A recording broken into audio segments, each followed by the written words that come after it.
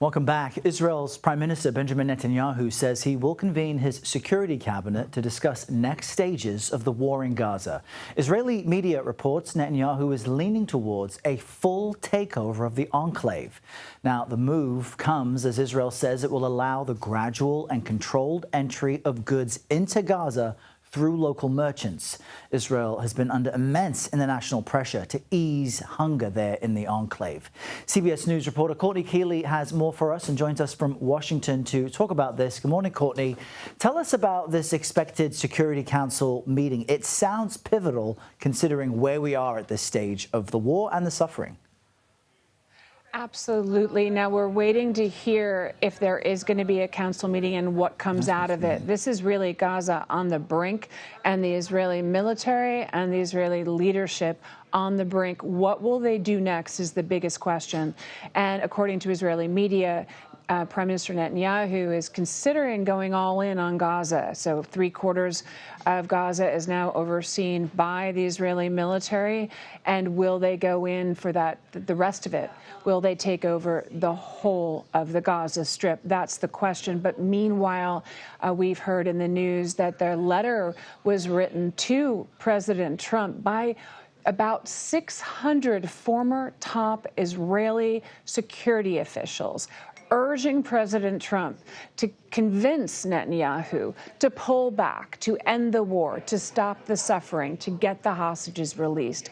One former Shin Bet leader called Netanyahu's decision-making right now, if he goes all in into Gaza, a fantasy. Now, we know that the idea of all those, the phase 1 and phase 2 and phase 3 talks and ceasefire that had been in conversations since Biden was still in the last months of his presidency into Trump's presidency, that whole idea that there would be a ceasefire and then they would effectively draw down over phases, that's gone.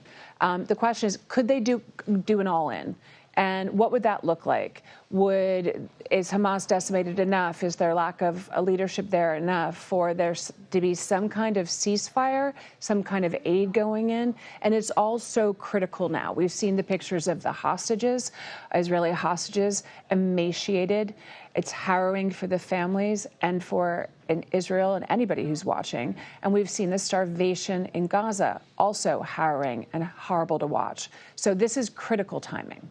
Yeah, I was just about to ask you about that very difficult video that was released, but we also have House Speaker Mike Johnson in Israel. Why is he there? What is he up to? How might that add to the picture?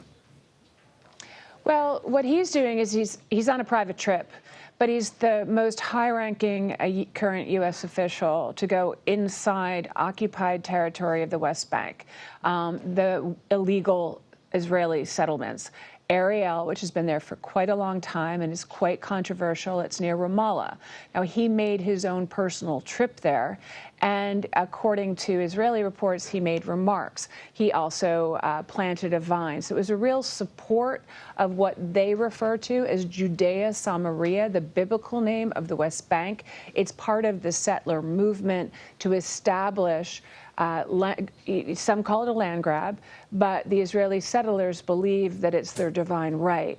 So that was putting Mike Johnson on the side of the Israeli settler movement, which is considered illegal under international law and according to the Fourth Geneva Convention. He also did other tourist kind of travel where he put a note, traditionally a prayer note, into the Western Wall. This trip is going on. It's pretty lengthy, so we're going to see more possibly in the next 5 days or so.